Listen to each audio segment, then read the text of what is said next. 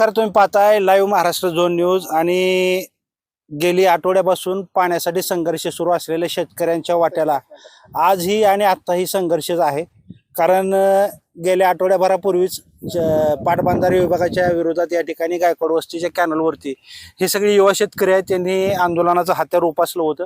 आणि त्यानंतर मग पाटबंधारे विभागाचे कार्यकारी अभियंता असतील, उपअभियंता असतील यांनी आणि काही राजकीय नेते मंडळी असतील यांनी या ठिकाणी येऊन आश्वासन दिलं होतं की गायकवाड वस्तीचे या तळ्यामध्ये पाणी आम्ही लवकरच सोडू आणि कॅनललाही पाणी सोडू. मात्र यांच्या या मागणीला अक्षरशः वाटाण्याच्या अक्षता आलेल्या आहेत. त्यामुळे आज हे संतप्त झालेले शेतकरी यांनी आज या गायकवाड वस्तीच्या तळ्यामध्ये, कोरड्या तळ्यामध्ये उड्या मारून शासनाचा एक प्रकारे निषेध केल्याचा आज आता आपल्याला पाहायला मिळतंय. काही शेतकरी असणार आहेत. आता यामागे बऱ्याचशा घडामोडी देखील झालेल्या आहेत. खरं तर लोकप्रतिनिधी असतील, आजीमाजी लोकप्रतिनिधी असतील, यांनी सुद्धा यामध्ये भाग दाखवला होता. मात्र या सगळ्यांना अधिकारी वर्गाने आणि हेडच्या बाजूला जे आहेत शेतकरी त्यांनी इथपर्यंत पाणी येऊ दिलं नाही असं म्हणलं तरी वावगं ठरणार नाही. कारण अप टू डेट डेलीची डेट जी आहे पाण्याच्या बाबतीतली ती घेण्यात येत होती. मात्र मोटर जळाली किंवा पाणी फोडलं जातंय, चिमण्या उघडल्या जात आहेत अशा तक्रारी करून इथपर्यंत तरी पाणी आलेलं नाही. आणि ऐन उन्हाळ्यात जी आता पिकत जळून चालली होती त्यांना जीवदान मिळणार होतं. मात्र परत एकदा पाटबंधारे खात्याचा ढिसाळ कारभार जो आहे तो चव्हाट्यावर आलेला आहे. आणि त्यामुळंच या संतप्त झालेल्या शेतकऱ्यांनी आता या कोरड्या तलावात उड्या मारून शासनाचा निषेध केलाय. काय भावना आहेत सध्या तरी त्यांच्या हे देखील आपण जाणून घेणार आहोत. काय सांगाल, काय परिस्थिती होती? त्याने आम्हाला 23 तारखेला पाणी सोडतो म्हणून सांगितलं होतं. बरं. 23 तारखेच्या 27 तारीख आली, एक थेंब पण पाणी तळ्यात आलं नाही. 35% तळ पूर्ण झाले सांगतात ते. बर, हे असा मेसेज कोणाला दिला? मेसेज त्यांनी वरती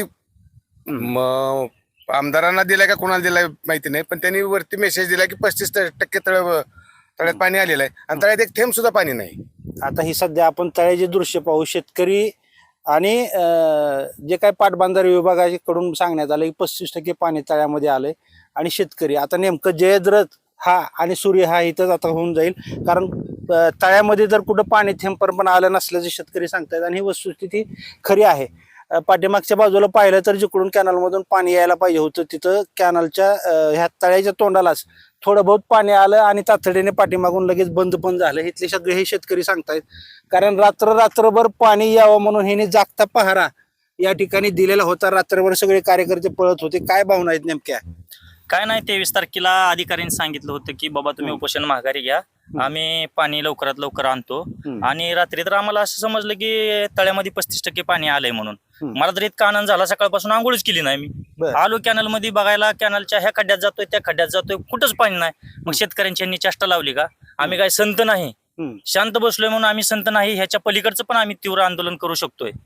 तर ह्याचा लवकरच आणि कुठल्या अधिकाऱ्यांनी आमदार साहेबांना पण सांगितलं की 35% त्या तळ्यामध्ये पाणी आलंय म्हणून.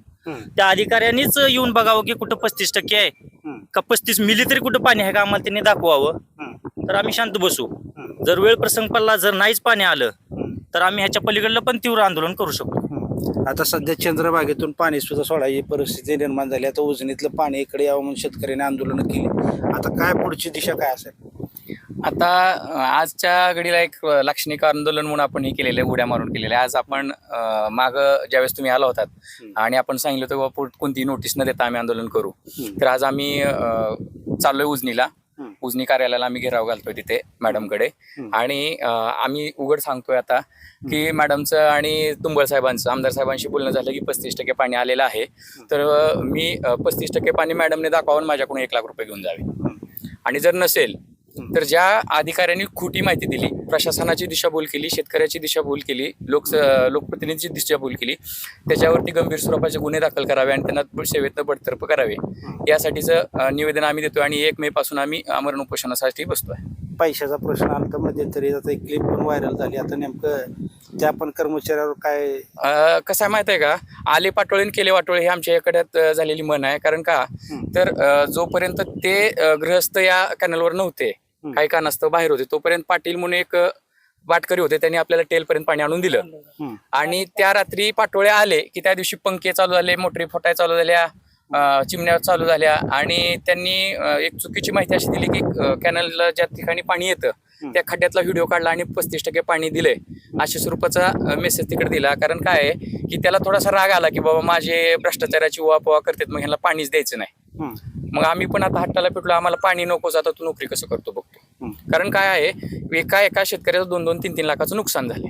मग ह्या नुकसानाला त्याच्या चिरीमिरीसाठी नुकसानाला जबाबदार कोण? आणि तहसीलदार साहेबांना आम्ही विनंती केलेली आहे, पत्र दिलेलं आहे की बाबा या ठिकाणची तात्काळ पंचनामा करावा आणि आम्हाला अहवाल द्यावा वाटेल भागात पाणी आलंय किंवा नाही आलंय, जेणेकरून आम्हाला पुढील कारवाईसाठी ते उपयोगाला ठरेल. आता 2-3 मुद्दे महत्वाचे आहेत यामध्ये. एक महत्वाचा मुद्दा असा आहे की पाटकरी म्हणून जे काही कर्मचारी काम करतायत ते पैसे घेत आहेत आणि मग पाणी वाटेल त्या भागात सोडत असल्याचा आरोप आता शेतकऱ्यांनी केलाय.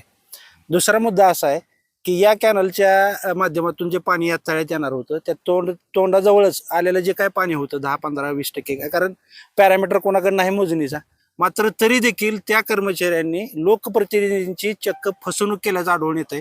कारण इथं पाणी तर आलेलं नाही आणि ते कुठले व्हिडिओ आणि कुठले फोटो काढून लोकप्रतिनिधींची म्हणजे माड्याच्या आमदारांना तसा व्हिडिओ पाठवला आणि 30 ते 25% पाणी आल्याचं त्यांनी सांगितलं. आता ह्यातला पुढचा मुद्दा असा आहे की आता या लोकप्रतिनिधींची जी फसवणूक किंवा खोटी माहिती दिली त्या कर्मचाऱ्यांविरुद्ध माड्याचे आमदार काय भूमिका घेणार आहेत हे देखील पाहणं अतिशय महत्त्वाचं ठरणार आहे.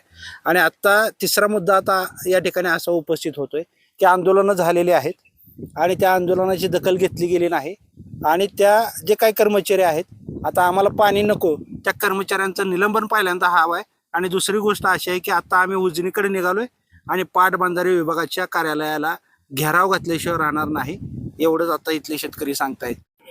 सहप्रतिनिधी युवराज रणसिंग सिंह, मी रमेश शिरसाट, पडसाळे.